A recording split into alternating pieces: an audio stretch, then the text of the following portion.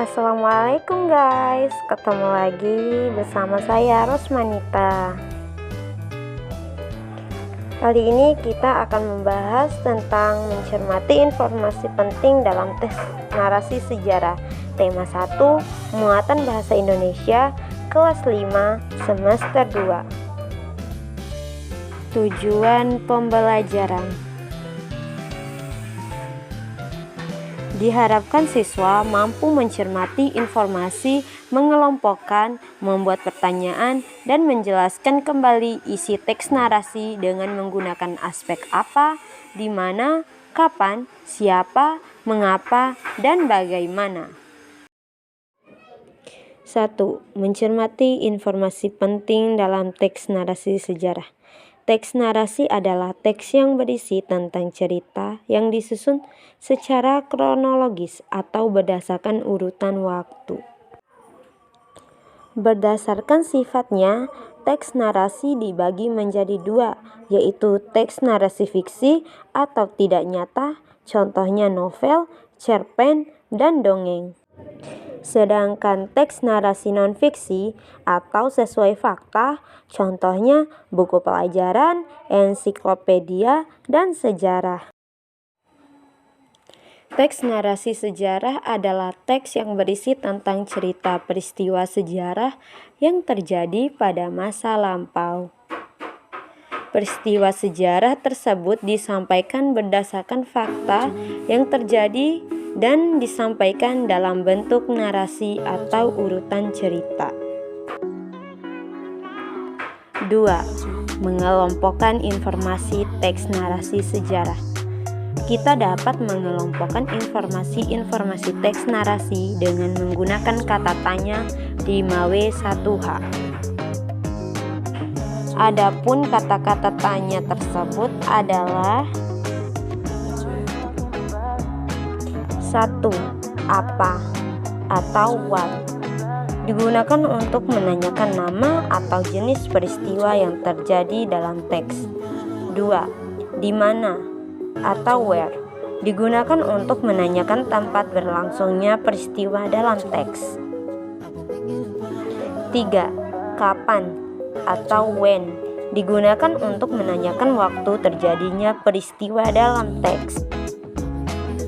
4. Siapa atau wo, digunakan untuk menanyakan tokoh atau pelaku yang terlibat dalam peristiwa yang terjadi dalam teks. 5. Mengapa atau why, digunakan untuk menanyakan penyebab atau alasan terjadinya peristiwa dalam teks. 6. Bagaimana atau how, digunakan untuk menanyakan cara atau keadaan saat terjadinya peristiwa dalam teks.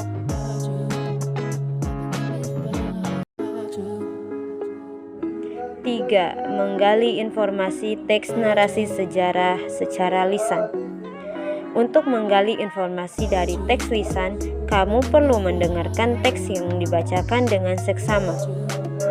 Setelah itu, catatlah informasi penting dari teks seperti nama peristiwa, tokoh, tempat, dan penyebab terjadinya peristiwa. 4. Membuat pertanyaan teks narasi. Kita dapat menggali informasi teks narasi sejarah dengan membuat pertanyaan yang berkaitan dengan isi teks tersebut. Pertanyaan teks yang baik dibuat menggunakan kata tanya 5W1H. Masih ingatkah kamu apa saja kata tanya tersebut dan fungsinya?